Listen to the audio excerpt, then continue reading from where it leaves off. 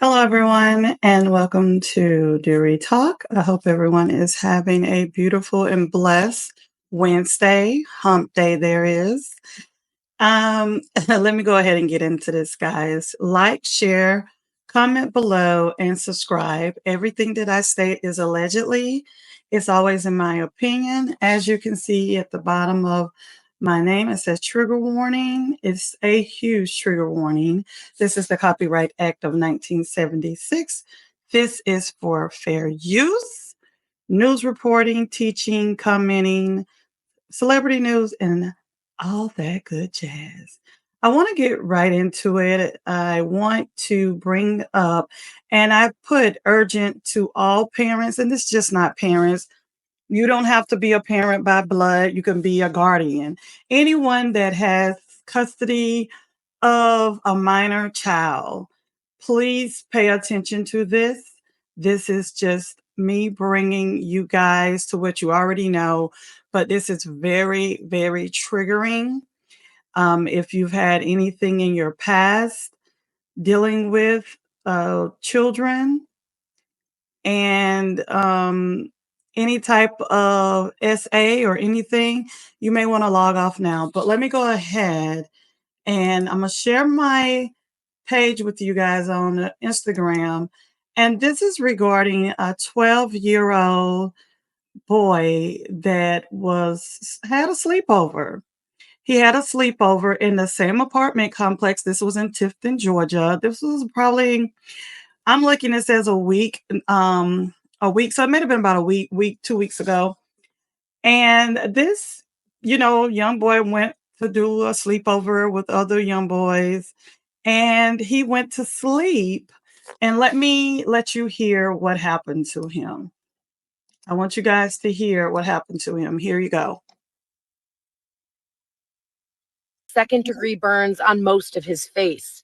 His mother asked that we hide his identity, but she wanted to talk with us about what happened to her son. I mean, I really can't describe it now, but in that moment, I was just in shock, mad, hurt, everything, seeing red, trying to just hurry up and get to, him some help. Yeah.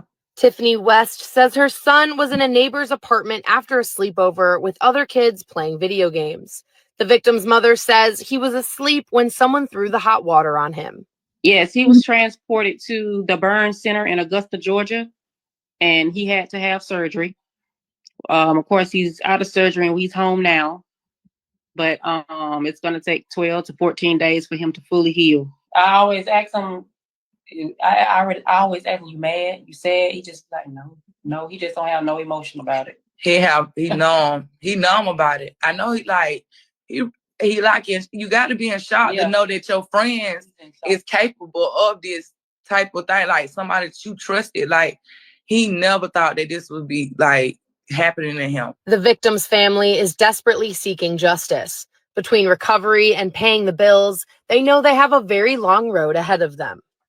My brother and Tiffany has been out of work since this happened and traveling, and now she's still gonna be out of work until he heals because she got to be here for him mentally.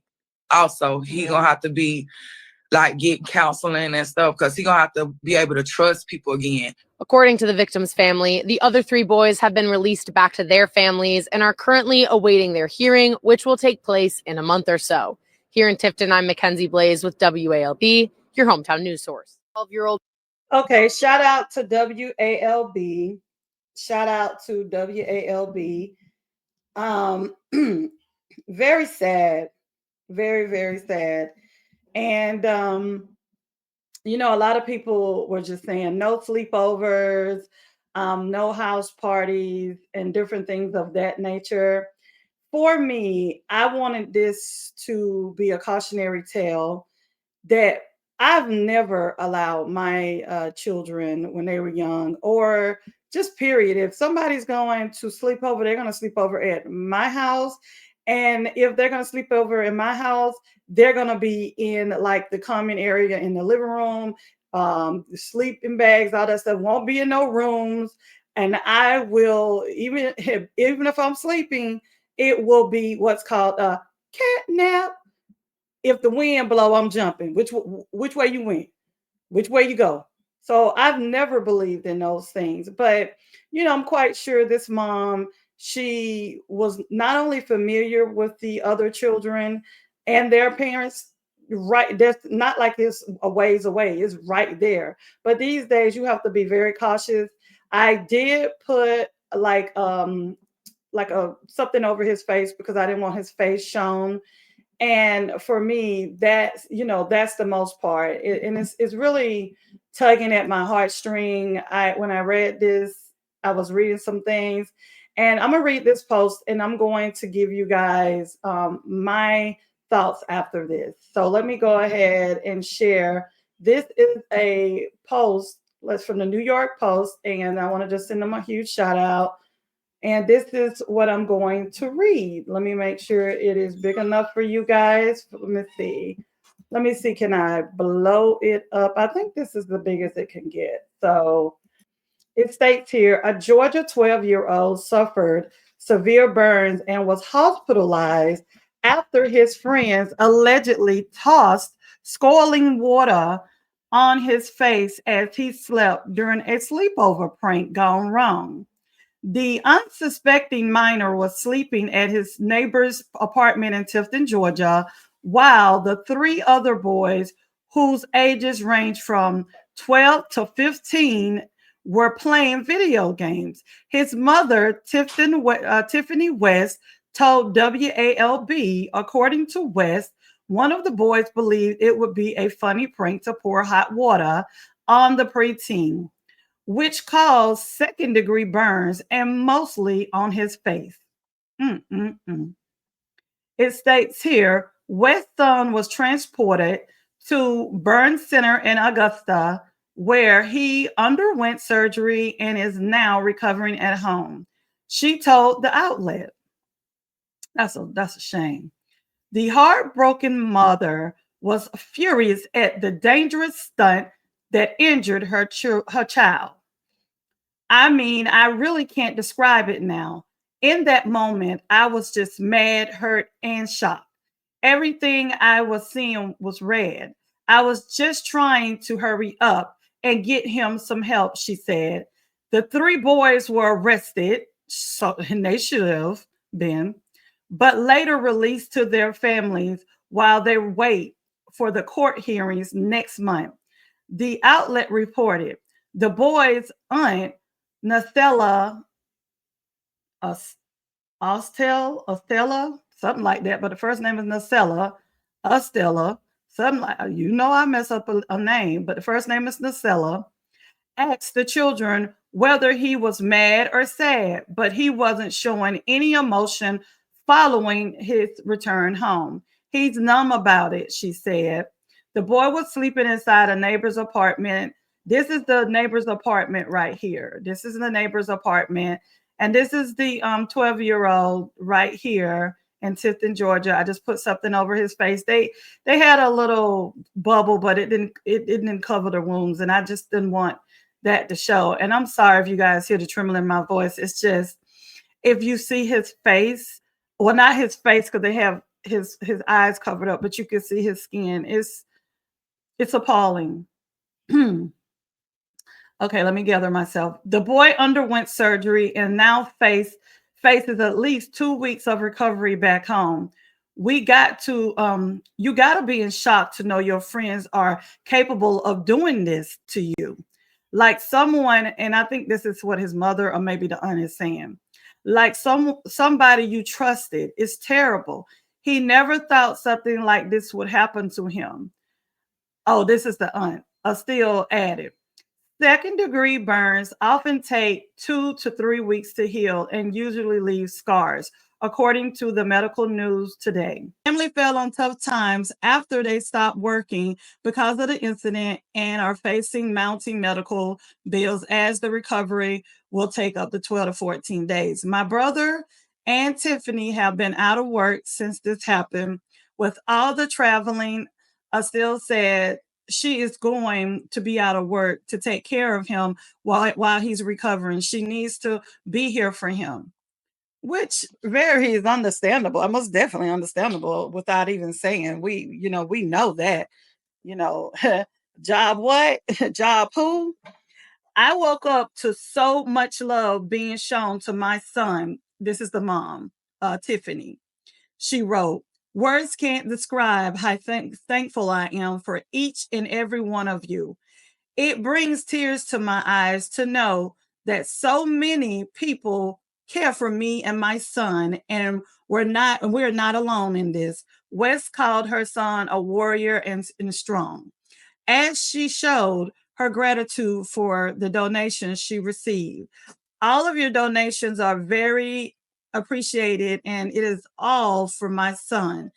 Every donation, gift, encouraging words, and prayers put a smile on my face, she added.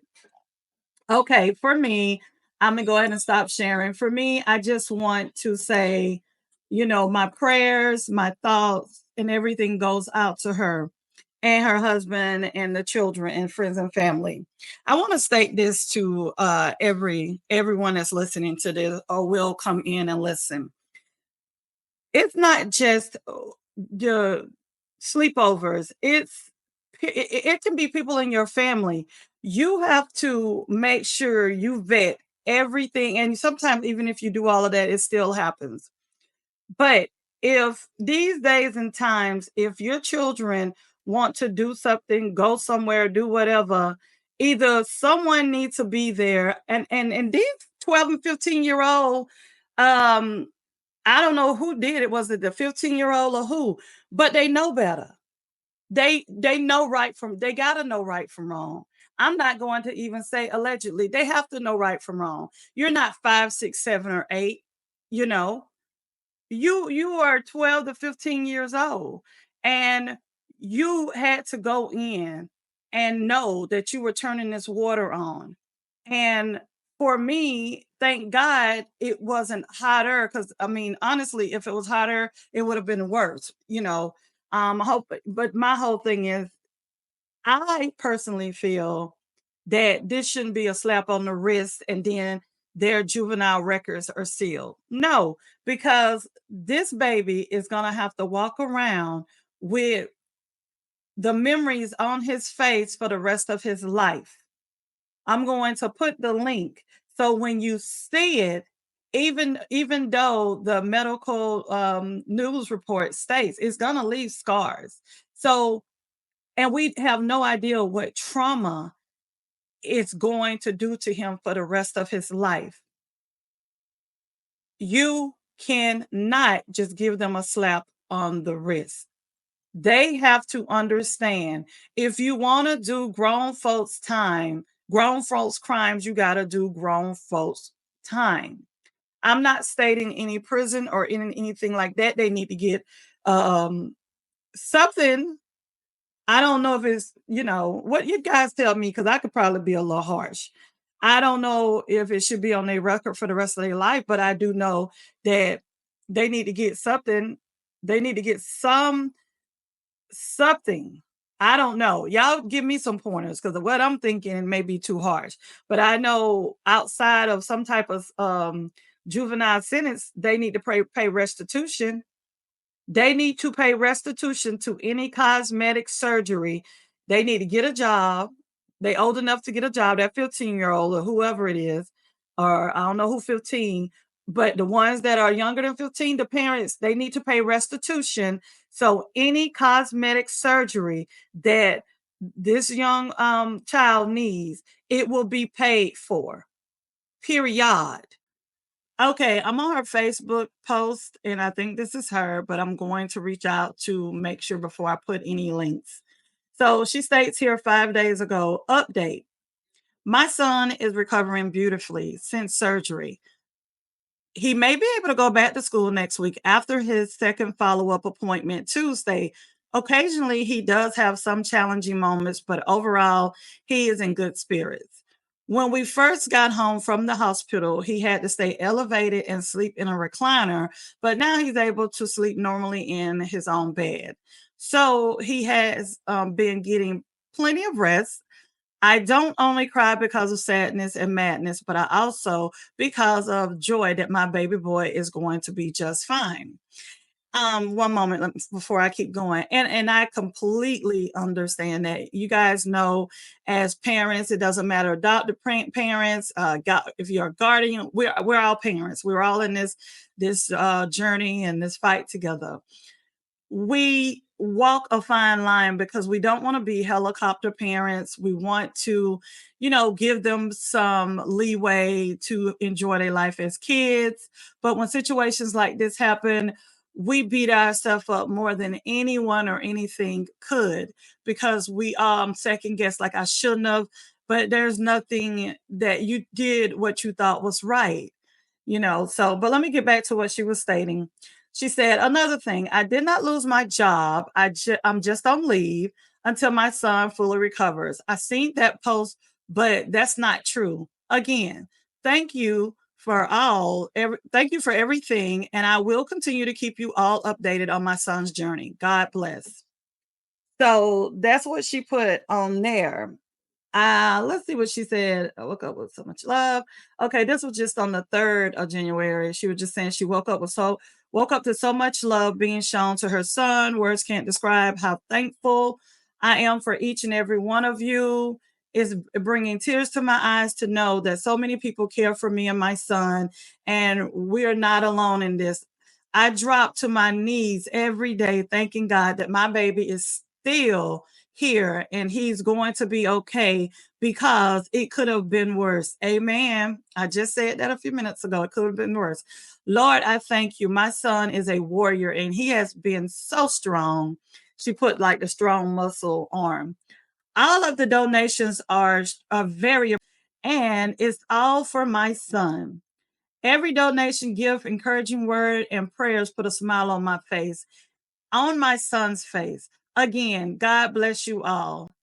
Yeah. So, okay. So, within stating that, I just want to tell all parents, please just, regardless, whatever that first mind or whatever you go with first, I would rather be the bad parent versus for my child to have to go through something like this. And no one would have ever thought that this would happen. And the sad part is this is happening more and more around. And it's just sad. And you was thinking that, yeah, we have to watch the adults, but now we truly have to watch children too. And that's just my opinion. And I want to say allegedly, because you don't have to watch all children, but you just know these days and times are very, very unpredictable. And until next time, this is Dear Ree. Hit that like button if you didn't on your way coming in, hit it on your way going out. Also, go ahead and subscribe. It's free. Hit that notification bell. And until next time, peace and soul. Love you guys.